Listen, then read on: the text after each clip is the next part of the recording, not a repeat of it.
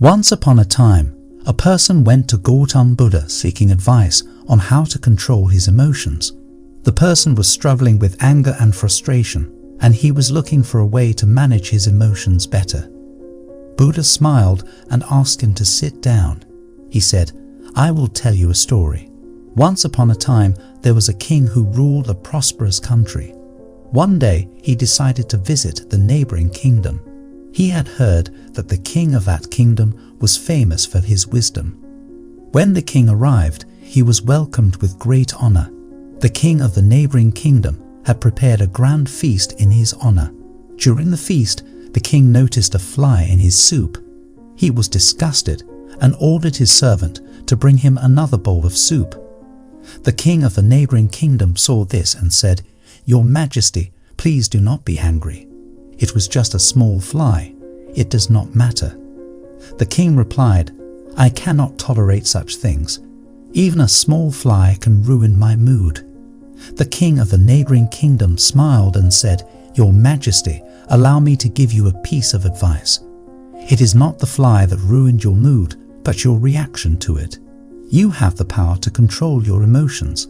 Do not let them control you." The king realized the wisdom in these words and returned to his kingdom. From that day onwards, he started practicing the art of not reacting to situations that would previously trigger his emotions. He found that he was able to maintain his composure in challenging situations and was able to make better decisions.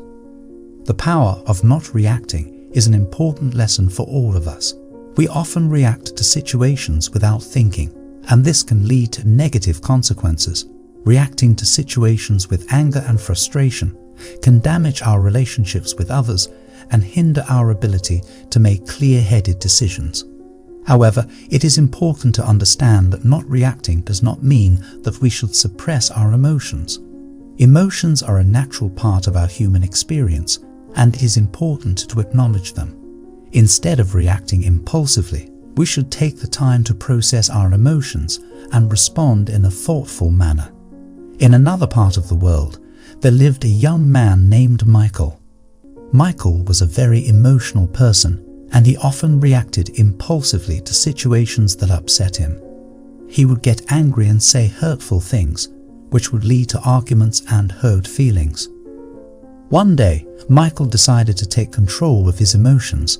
He knew that his impulsive reactions were causing more harm than good, and he wanted to change. He started practicing mindfulness and meditation, which helped him become more aware of his thoughts and emotions. He also started practicing the art of not reacting. Whenever he found himself in a situation that would normally trigger his emotions, he would take a step back and take a few deep breaths. He would then assess the situation calmly and respond in a thoughtful manner. At first, it was difficult for Michael to control his emotions. He would still get angry and frustrated, but he would take a step back and not react impulsively. As he continued to practice, he found that it became easier to control his emotions. Michael also noticed that his relationships with others improved. He was no longer getting into arguments and hurting people's feelings. Instead, he was able to communicate in a calm and thoughtful manner, which helped him build stronger relationships. One day, Michael's friend came to him for advice. His friend was going through a difficult time, and he was feeling very upset. Michael listened to his friend's problems and offered words of comfort and support. His friend thanked him and said, "You always know just what to say. You never get angry or upset." Michael smiled and replied, "It's not that I never feel angry or upset. It's just that I've learned to control my emotions and not let them control me. It's a powerful tool that has helped me improve my relationships and my overall well-being." Michael's friend was impressed and asked him how he learned to control his emotions. Michael shared his experience with mindfulness and the power of not reacting. He encouraged his friend to try it out for himself, and his friend was grateful for the advice. Over time, Michael became known for his calm and thoughtful demeanor. He was able to handle difficult situations with ease, and people admired him for his strength and resilience.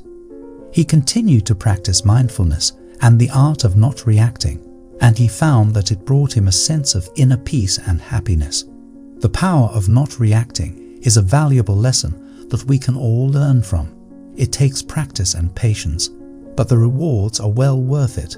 By controlling our emotions, we can improve our relationships, make better decisions, and live a more fulfilling life.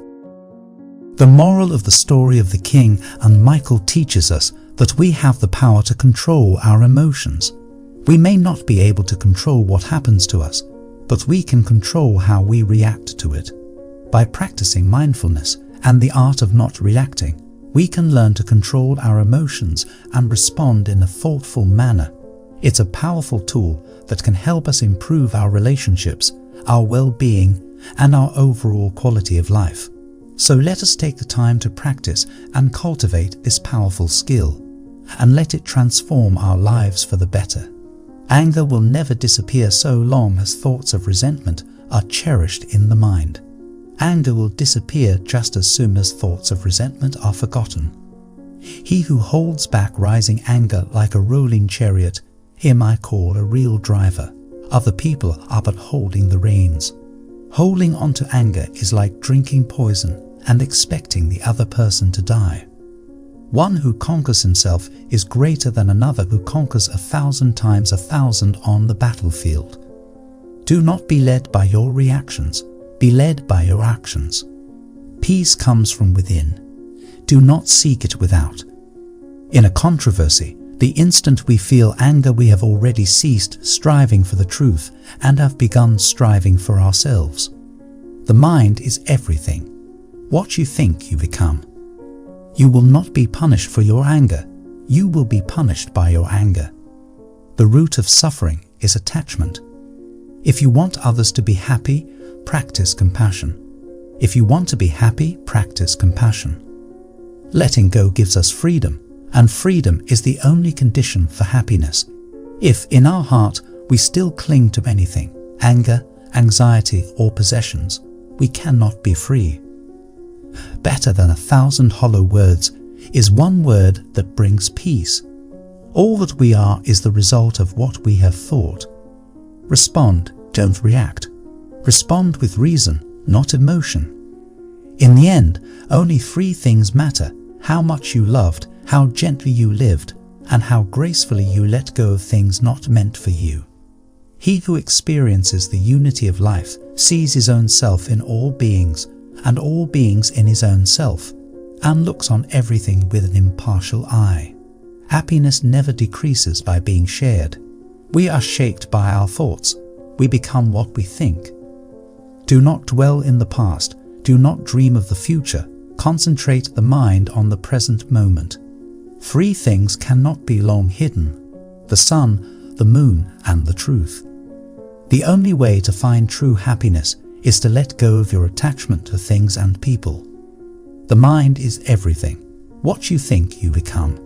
It is a man's own mind, not his enemy or foe, that lures him to evil ways.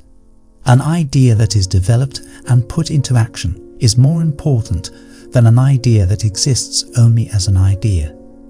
There is no fire like passion. There is no shark like hatred. There is no snare like folly. There is no torrent like greed. What we think, we become. All that we are arises with our thoughts. With our thoughts, we make the world. If you want to fly, you have to give up what weighs you down. If you want to change the world, change yourself first. Happiness is not something ready-made. It comes from your own actions. The trouble is you think you have time. The mind is like water. When it's turbulent, it's difficult to see. When it's calm, everything becomes clear. The tongue, like a sharp knife, heals without drawing blood. Do not seek to follow in the footsteps of the wise. Seek what they sought. Purity or impurity depends on oneself. No one can purify another. Let us rise up and be thankful, for if we didn't learn a lot today, at least we learned a little.